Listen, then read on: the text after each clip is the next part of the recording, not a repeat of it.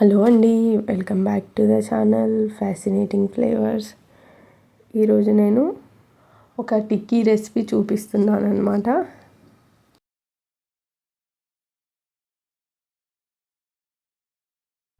గన్సుగడ్డల్ని Kabuli శనగల్ని use చేసి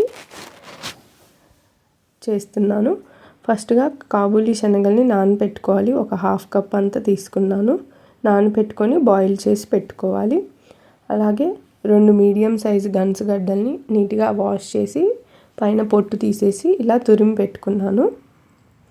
ఇప్పుడు దీన్ని ప్రాసెస్ స్టార్ట్ చేద్దాము. ఫస్ట్ ఒక బాండీ పెట్టుకొని అందులో ఒక టేబుల్ స్పూన్ అంత ఆయిల్ వేసేసేయాలి. ఆయిల్ వేడైన తర్వాత ఒక చిన్న ఆనియన్ సన్నగా తరుక్కొని వేసుకోవాలి. ఇది కొంచెం లైట్గా కలర్ చేంజ్ అవ్వాలన్నమాట, ఎక్కువ ఫ్రై అవ్వనవసరం లేదు. ఇది కొంచెం కలర్ చేంజ్ అయింది. ఇప్పుడు ఇందులోకి మనం ముందుగా తురిమి పెట్టుకున్న గన్సుగడ్డలు ఉన్నాయి కదా, వాటిని వేసేసుకొని కొద్దిగా ఫ్రై చేసుకుందాము. మూత పెట్టి ఫ్రై చేసుకుంటే తొందరగా అవుతుంది. ఈలోపు ముందుగా మనం బాయిల్ చేసి పెట్టుకున్నాం కదా కాబూలీ శనగల్ని, వీటిని ఇలా పొటాటో మ్యాషర్తో మ్యాష్ చేసుకోవాలి. ఇలా మ్యాష్ చేసుకొని పక్కన పెట్టుకోవాలి. ఈలోపు మన స్వీట్ పొటాటోస్ కూడా సాఫ్ట్ అయిపోయాయి అన్నమాట.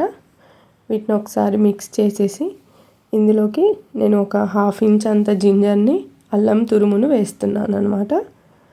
ఇవి వేసేసిన తర్వాత ఇందులో మనం మసాలాలు వేసుకుందాము. 1/4 టీ స్పూన్ పసుపు, 1/4 టీ స్పూన్ జీలకర్ర పొడి, 1/2 టీ స్పూన్ ధనియాల పొడి, కారము ఒక 1/4 టీ స్పూన్ వేసుకుంటున్నాను. సాల్ట్ రుచికి సరిపడా.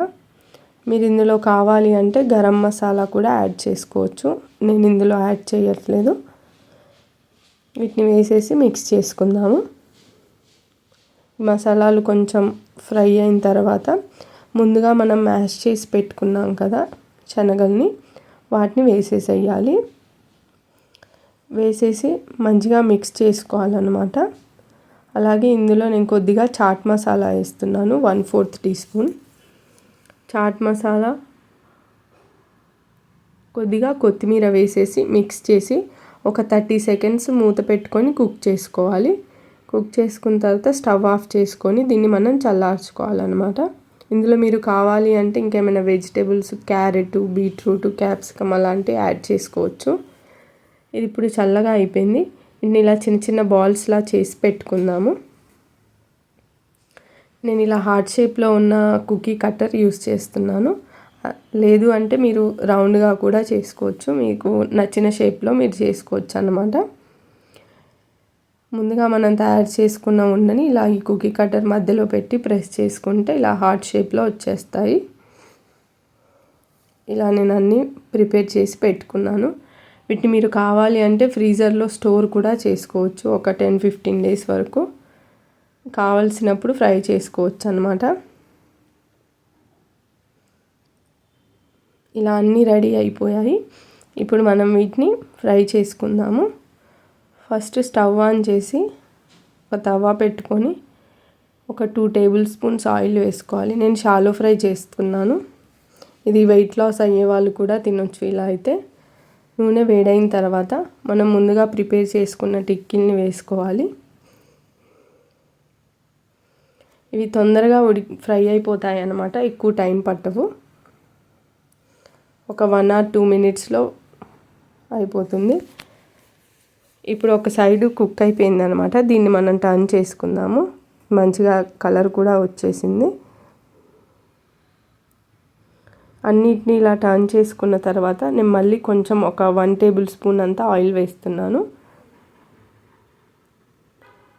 ఆయిల్ వేసేసి వీటిని మనం 2 సైడ్లు కూడా కుక్ చేసుకోవాలి.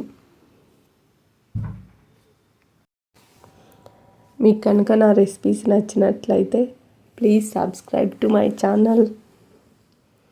ఇలా ఈ కలర్ వచ్చే వరకు ఫ్రై చేసుకోవాలన్నమాట. ఇప్పుడు ఇవి అయిపోయాయి. స్టవ్ ఆఫ్ చేసేసుకుందాము. నేను గ్రీన్ చట్నీతో వీటిని సర్వ్ చేశాను. మీరు టొమాటో సాస్తో కూడా సర్వ్ చేసుకోవచ్చు అన్నమాట.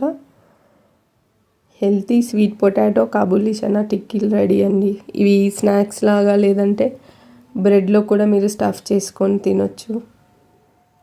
లంచ్ బాక్స్లో కూడా బాగుంటాయి. Thanks for watching.